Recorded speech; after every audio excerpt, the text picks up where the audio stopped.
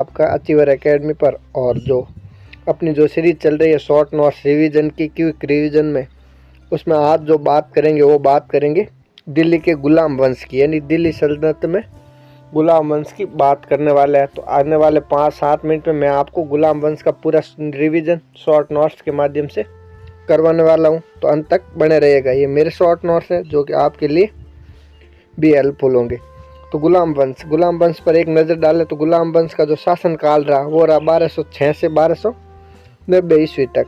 इसके प्रमुख शासक जो थे वो सबसे पहले इसका स्थापना करता या फाउंडर था वो था कुतुबुद्दीन ऐबक, जो कि 1206 से 1210 तक शासन करता है। उसके बाद शासक बनता है इल्तुतमिश, जो 1210 से 1236 तक शासन करता है। उसके बाद रजिया सुल्तान, जो कि 1236 से 1266 तक शासन करती हैं। और उसके बाद जो शासक बनता है वो बनता है आपका बलबन, जो कि 1266 से 1290 तक शासन करता है।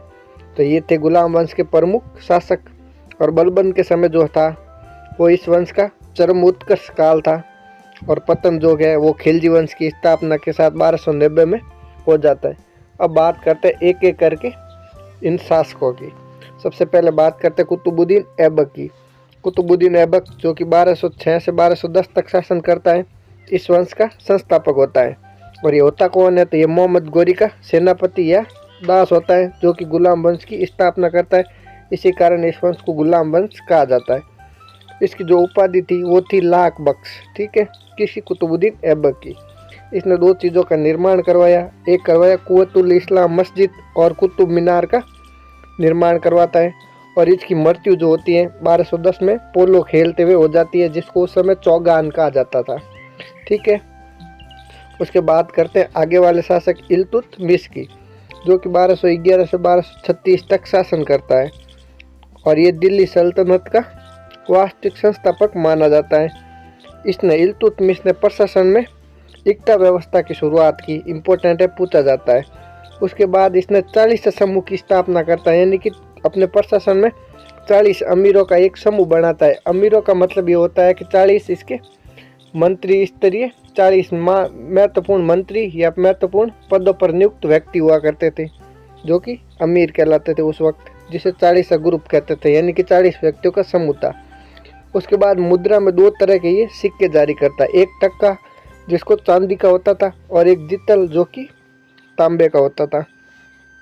इसके बाद जो कुतुबुद्दीन ऐबक ने जो कुतुब मीनार के निर्माण की शुरुआत करी थी उसको पूर्ण करने का काम इल्तुतमिश करता है। तो ये था आपका इल्तुतमिश। उसके बाद बात करते हैं रजिया सुल्तान की, जो कि 1236 से 1240 तक शासक करती है। तो ये एकमात्र और पहली जो है महिला शासिका होती है भारत की या सल्तनत काल की। कौन? रजिया सुल्तान। क्वेश्चन पूछा जाता है भारत की पहली महिला शासिका या एकमात्र महिला शासिका कौन थी, तो वो रजिया सुल्तान थी, ठीक है। ये पुरुष के वेश पहनकर दरबार में आती थी, यानी कि जब भी ये दरबार में आती थी तो पुरुष के कपड़े पहनकर आती थी। और इसके सामने सबसे बड़ी चुनौती थी वो थी तुर्क अमीरों की, यानी कि इसने तुर्क अमीरों का विरोध को सहना पड़ा था। उसके बाद अस्थिरता का दौर, यानी 1240 से 1266 के बीच कुछ कमज़ोर शासक आते हैं जिन्होंने शासन किया। और 40 का जो ग्रुप था जिसकी स्थापना इल्तुतमिश करता है वो शक्तिशाली रहे, मतलब उनका प्रभाव दरबार में बना रहा। तो ये जात हो कि अस्थिरता का दौर, यानी कोई शासक बनता, कभी कभी कोई बनता, ठीक है। इस तरह से ये चलता रहा 40 से 67 तक। उसके बाद 1266 से 1287 तक सल्तनत का लौह पुरुष यानी कि बलबन शासन करता है, यानी कि बलबन अपना शासन व्यवस्था को चलाता है। वो चलाता है 1266 से 1287 तक। और बलबन की एक नीति थी जो कि लौह और रक्त की नीति को अपनाने वाला सुल्तान कौन था, तो वो बलबन था। इसका सिद्धांत था जिल ए इलई, यानी कि ईश्वर की छाया, यानी ईश्वर मतलब कि राजा को इसने ईश्वर का प्रतिनिधि घोषित किया।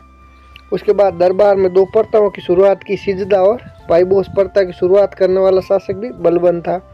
और 40 का ग्रुप था जो कि शक्तिशाली था, जो कि 1240 से 66 तक शासन व्यवस्था को चलाता था, उसका इसने दमन किया, यानी कि उसको इसने समाप्त कर दिया। तो ये एक शक्तिशाली शासक हुआ कौन? बलबन।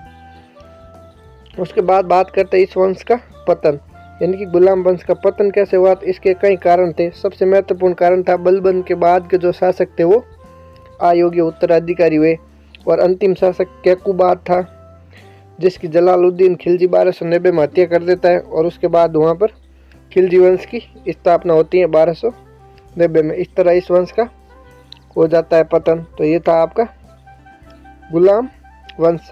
वापस कर लेते हैं रिवीजन। तो कुतुबुद्दीन ऐबक की उपाधि थी लाख बख्श। कुतुब मीनार का निर्माण करवाता है और चौगान खेलते हुए मृत्यु हो जाती है।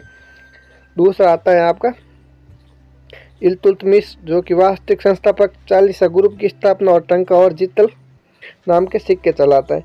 उसके बाद रजिया सुल्तान, जो कि प्रथम महिला शासिका और अमीरों का विरोध इसको सहन करना पड़ा। और आखिर में आता है इसका महत्वपूर्ण शासक बलबन, जो लोहे रक्त की नीति को अपनाता है, सिजदा और पयोबोस प्रथा की शुरुआत करता है और चालीसा ग्रुप का दमन करता है। Thank you.